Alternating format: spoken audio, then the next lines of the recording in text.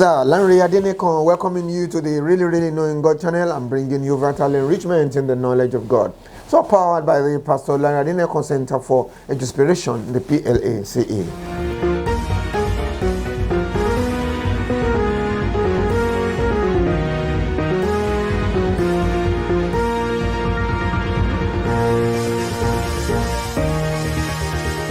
It is the Daily Gem Devotional, making you a gem to your generation, gemstone upon the crown of Jesus. We're sharing truth this morning on recipe for effectiveness. Coming from Matthew chapter 24 from verse 45 to the end of that particular chapter. We are praying right now, and after that we dive into it together. Father, we bless your name, O God, give you glory and honor. Thank you for your help to us here at all times, Father God. And as we go on right now to share together, we trust you also for your help as always, in the name of Jesus Christ. Thank you, Father God. In Jesus' holy name we pray. Amen. Hallelujah. All right. So from 45, it says that, who then is a faithful and wise servant, whom his master made ruler over his household to give them food in due season? Blessed is that servant whom his master, when he comes, will find so doing. Assuredly I say unto you, he will make him ruler over all his goods. But if that evil servant says in his heart, my master delays his coming, and begins to beat his fellow servants and to eat and drink with the drunkards, the master of that servant will come on a day when he is not looking for him, and at an hour when he is not aware of, and shall cut him in two and appoint him his portion with the hypocrites. There shall be weeping and gnashing of teeth. Hallelujah. So he says, who is that faithful and wise servant whom his master has made ruler over all his household? 45. Now it's talked about faithfulness is one matter, being wise is another matter. So the servant that the master has chosen to be in charge of his household is somebody who is faithful and wise. It's possible to be faithful but not very wise. It's possible to be wise but not very faithful. But the one that the master will choose is the one that combines the two, because it's the one that will deliver the goods for the master. Praise God. So when we talk about recipe for effectiveness, at least these two components must be there if one is going to be effective in whatever roles he finds himself. Amen. Take for example, you are a government official, you are a political appointee, you are over some church or over you are just a chairman, okay, of some society or association, or you are the president somewhere. You got to be faithful. What does it mean to be faithful? Faithful means being true to trust. What you are trusted for, what they expect of you. You should be true to it. Hallelujah.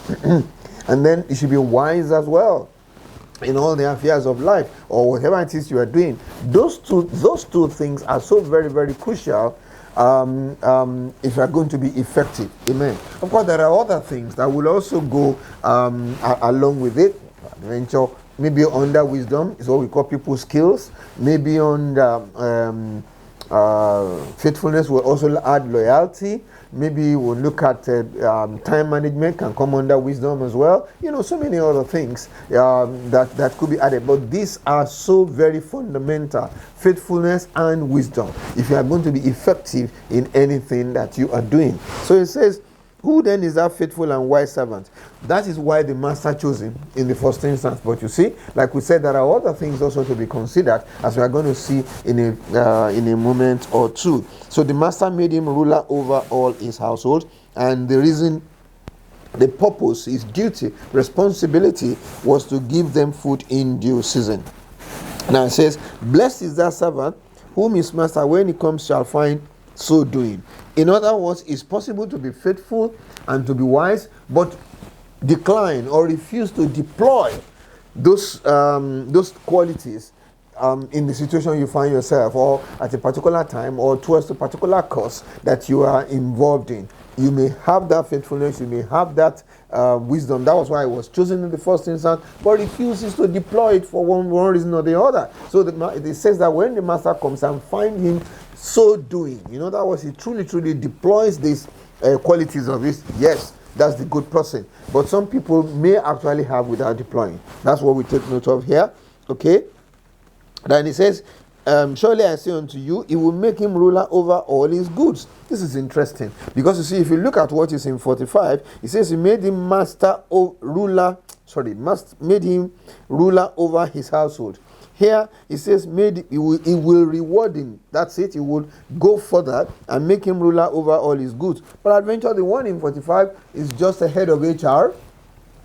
He was just ruler or leader of all the personnel. But the man comes and finds him performing according to expectation. Yes, he will now make him ruler over all his goods, personnel inclusive. In other words, everything now, the entire thing will now be under his control, not just personnel alone. Praise God. So he will be managing all the goods, because you see, in those days, people working for them, they were essentially their slaves. They were slaves. They were owned by those people. That's why I said it, personnel inclusive. Praise God. So it's good for us to take note of that in the Bible. He was in charge of fellow servants, all of them, HR. Okay, but this time around is completely in charge of everything, managing director. Okay, praise God. Executive vice president, whatever. Over all is good. He says, but if that evil servant says in his heart, my master delays his coming. First of all, he calls it evil. In other words, when you have the resources but decline or refuse to deploy them, well, then the Bible calls you evil. Not quite me now. Praise the Lord. The Bible calls the person evil because he said, the Bible says, to him that knoweth to do good and does it not is a sin. Amen. Somebody in whom there has been a lot of investment. God has invested so much in you. Somebody has invested so much in you. A system has invested so much in you. A body, a community has invested so much in you, but you refuse to, put it to good use. The Bible says, evil servants says in his heart, my master is delaying his coming, and he will begin to beat his fellow servants and to eat and drink with the drunkards. What does it mean to beat fellow servants in our day? Okay, in our circumstance, the way we find it today. Because you see, we're reading this thing according to the parable that was told by Jesus. What does it equate to? Or okay, as we consider our own thing, to begin to beat your fellow servant. A number of ways that fellow servants can be beaten. One of them is a loveless control. You are just controlling them and, speaking to them, riding roughshod, if you don't mind, over these people who are also ministers like you. However, you've just been made a captain, or you have been put in a position where you are the one leading, and then you are just running things in such a way to amount to putting them down and things like that, and just loveless control. That's just the way I like to put it. That's one. Another thing that we find at times is suppression. You find yourself in a position because God has blessed you some.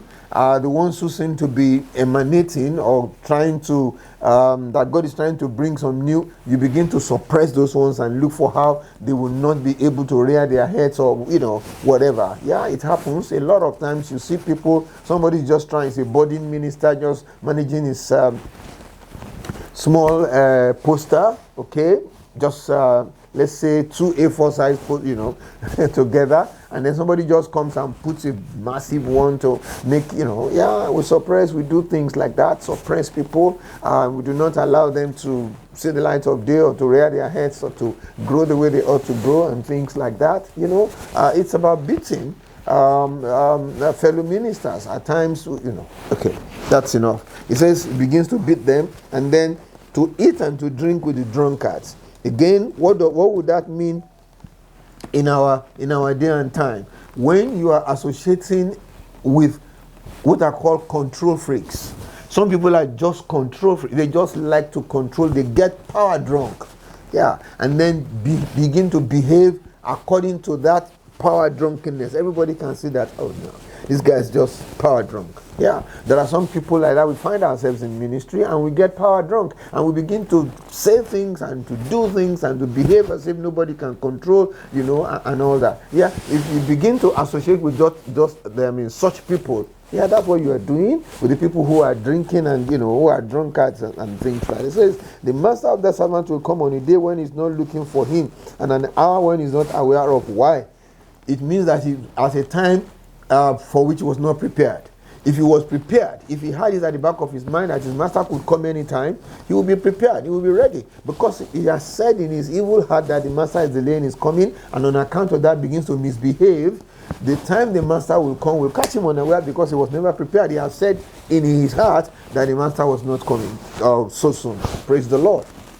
So you see, we should talk about that as well. It is important for us to manage our time properly and to be ready, always ready for what may happen. Hallelujah. That is what's supposed to be the case of a Christian. Some other people who are not even Christians, who are just some members of some associations, they are trained to be ready. I remember I used to be a Boy Scout when I was young, and be prepared was our motto at that point in time. Praise the Lord. Now, let alone somebody who is a child of God, a minister of God, somebody God commissioned, you're supposed to be prepared, ready. But because you are saying in your heart, you take things for granted, and then suddenly the master will come at a time when you least expect, because you are not prepared. But if you are prepared, he can't catch you unawares. You too, you are ready for whenever he shows up. Yeah, that's the way it's supposed to be. And so this again talks to us about managing our time, managing our expectations, and things like that. Praise God. And this says we'll cut him into two and appoint him a portion with the hypocrites. This is very interesting. This cut him in two. I like that language, because you see there's something we call downsizing these days.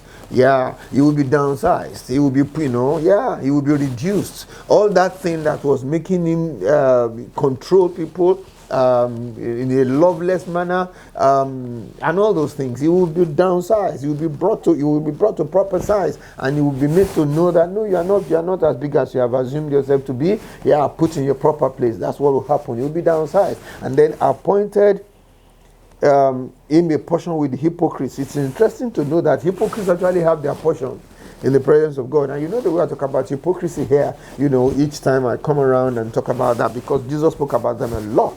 Yeah, that these hypocrites, they have their portion. And if you are conducting yourself in their way, in their style, or with them, along with them, eating and getting drunk and being power drunk and behaving like them, then your portion is going to be according to their own portion. The hypocrites have their portion. That's what we learn from the Bible. Yeah, we should have that understanding and know that anybody that is involved in all of such things, you have your portion. God help us in the mighty name of Jesus Christ. It's a Monday, and I want to just say to you that by the grace of God, your week is going to be a great one in the mighty name of the Lord Jesus Christ. Thank you very much for sharing time with us today. We're going to see you tomorrow again by the grace of God. God bless you.